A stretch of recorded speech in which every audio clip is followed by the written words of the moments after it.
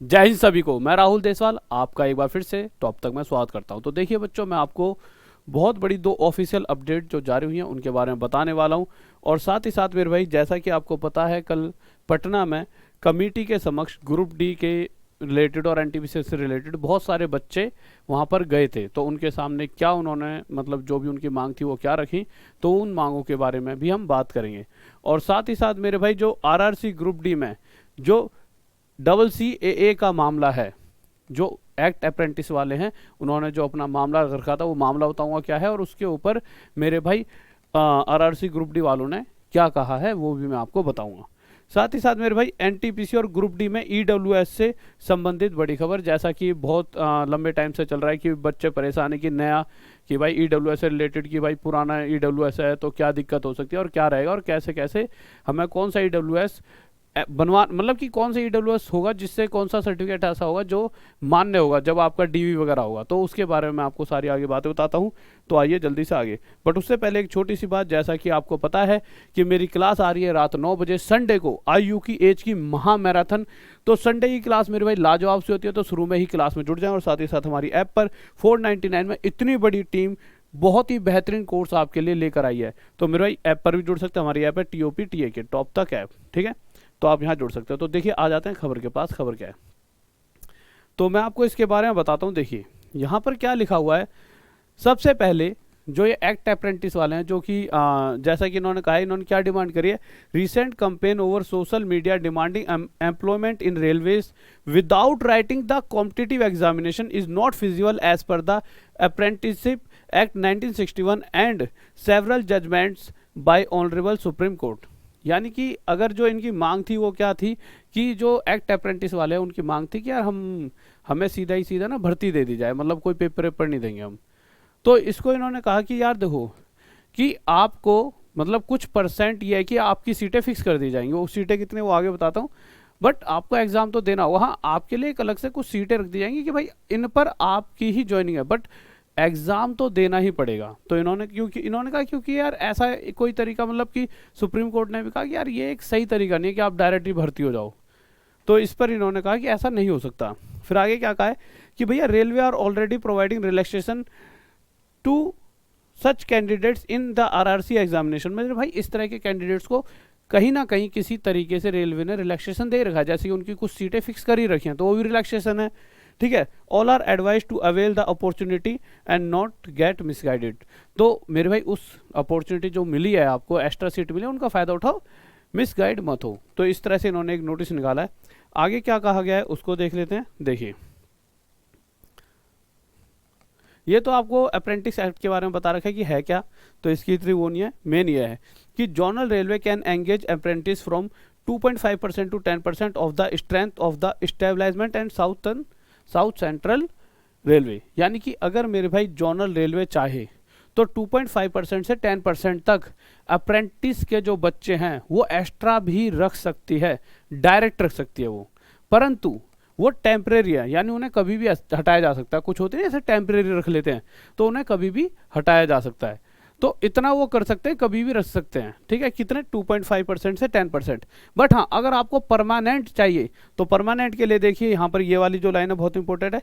Ministry of railways accordingly introduced a scheme where by 20% of the vacancies in case of direct recruitment to entry level post in pay band 1 having grade pay of ₹1800। इन्होंने यहाँ पर ये कहा है कि मेरे भाई, अगर आप चाहते हो कि मेरे भाई एक परमानेंट ही आपको जॉब चाहिए तो आपको एग्जाम देना होगा। हाँ, फिर भी हम आपको, मतलब ऐसा नहीं है कि वहाँ पे 20% आपकी अलग सीट होंगी, यानी आप समझ लो जैसे कि 1 लाख है तो उसमें से 20,000 सिर्फ आपके लिए हैं।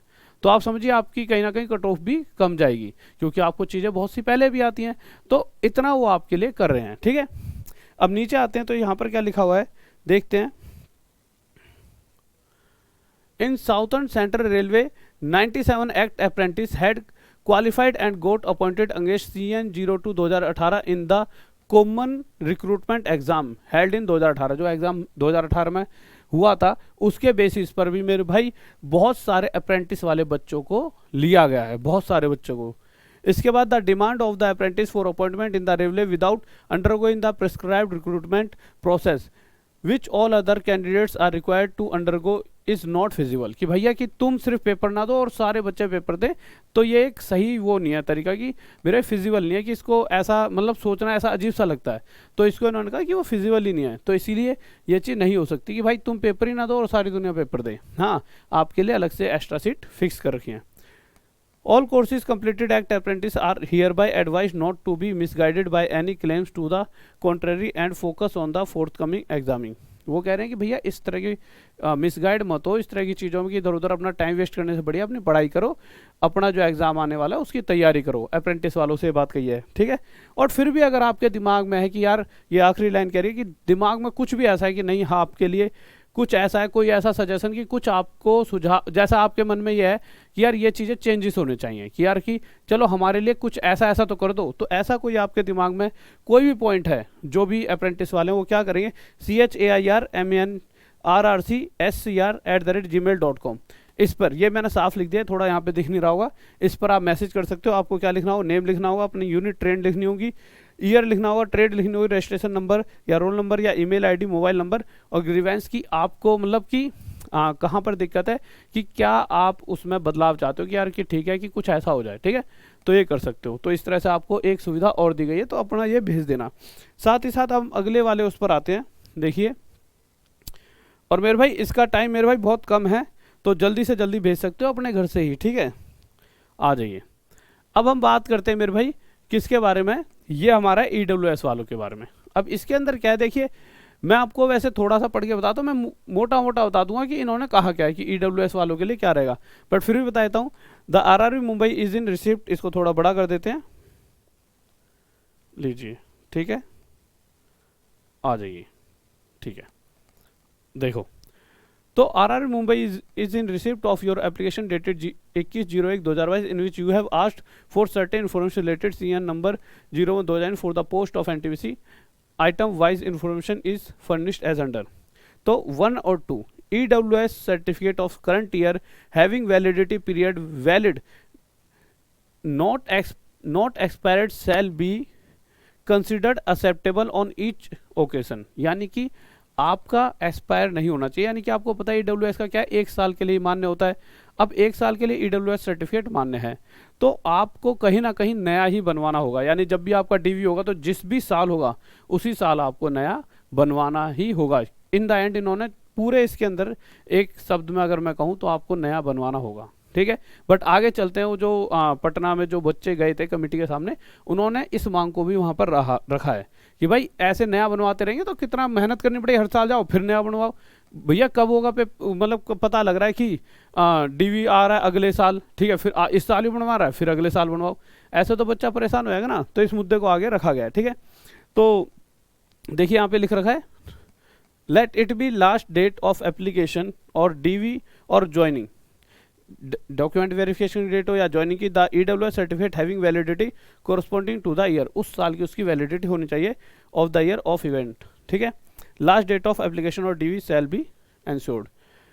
If you are not satisfied with the reply you may file an appeal as per section 19 of the right to information act 2005 की। अगर आप मतलब RTI कर सकते हो, RTI भर सकते हो, अगर आप सोच रहे हो कि यार ये इन्होंने थोड़ा सा सही नहीं कर रखा, तो जो आपकी इच्छा हो वो आप कर सकते हो। बट इस मुद्दे को कहाँ उठाया गया था, अगर जैसा कि आपको पता है कि मेरे भाई 250 कुछ बच्चे अभी हाल फिलहाल में पटना पहुंचे थे, वहाँ पे हाई पावर कमेटी के सामने, तो उन्होंने सबसे पहला जो मुद्दा उठाया था हाई पावर कमेटी के सामने, सीधा मतलब वो कमेटी सीधा बच्चों से मिली थी, कल की बात है। तो उसमें पहला मुद्दा ये उठा था कि भाई रिवाइज रिजल्ट के बारे में, कि NTPC का रिवाइज रिजल्ट आए, रिवाइज रिजल्ट। अब इस रिवाइज रिजल्ट में क्या मांगा गया था कि जितने भी मतलब बच्चे सेलेक्ट करें वो ठीक है, उसके अलावा 3.5 लाख बच्चे और आए। ये तो देखो पहली मांग थी, और ये तो होनी भी चाहिए थी। दूसरी मांग थी ग्रुप D CVT2 को हटाया जाए, कि CVT2 का ना हो, सीधा CVT1 हो, और उसके बाद सीधा जो भी प्रक्रिया होती है उसको करके जल्दी से जल्दी ज्वाइनिंग की जाए। तो इस पर मांग हुई थी, ठीक है। उसके बाद जो तीसरी मांग थी मेरे भाई, वो मेडिकल की आई थी, जो मेडिकल के शुरुआत वाले स्टैंडर्ड थे उन्हीं को रखा जाए, जो बच्चों ने रखी है, जो मेन। और चौथी मेरे भाई EWS वाली मांग बच्चों ने रखी है, कि इस तरह से बार बार मतलब बच्चा परेशान हो जाता है ना, तो इस तरह से उन्होंने EWS वाली जो बच्चे परेशान हैं उन्होंने वहाँ पर अपनी मांग रखी। तो ये सारी मांगे थी, और मेरे भाई आप अपनी तैयारी में बने रहें, और अगर इसी तरह की इन्फॉर्मेशन आप चाहते हो तो चैनल को सबसे पहले सब्सक्राइब करो, वीडियो को लाइक करो, शेयर करना ना भूलें, जिससे कि आपके दोस्तों तक ये इन्फॉर्मेशन पहुंच पाए। तो जल्दी से वीडियो को शेयर कर दीजिए। और साथ ही साथ रात में 9 बजे संडे को, वैसे रोज रात 9 बजे भी होती है, अभी थोड़ी देर बाद क्लास भी है, ठीक है, बट रोज रात 9 बजे के अलावा हर संडे एक प्यारी सी मैराथन लाता हूँ। पर वो मैराथन तभी समझ आएगी, कोई भी चैप्टर तब समझ आएगा जब आप शुरू के 20 मिनट क्लास में मौजूद होंगे, क्योंकि बेसिक चीज़ें शुरू के 20 मिनट में ही पढ़ाई जाती हैं। तो आप जुड़िए और साथ ही साथ हमारी ऐप टॉप तक से 499 में कोई भी कोर्स ले सकते हो। ओके मेरे भाई, लव यू सभी को, और वीडियो को लाइक कर दे, चैनल को सब्सक्राइब। बाय, जय हिंद, जय भारत।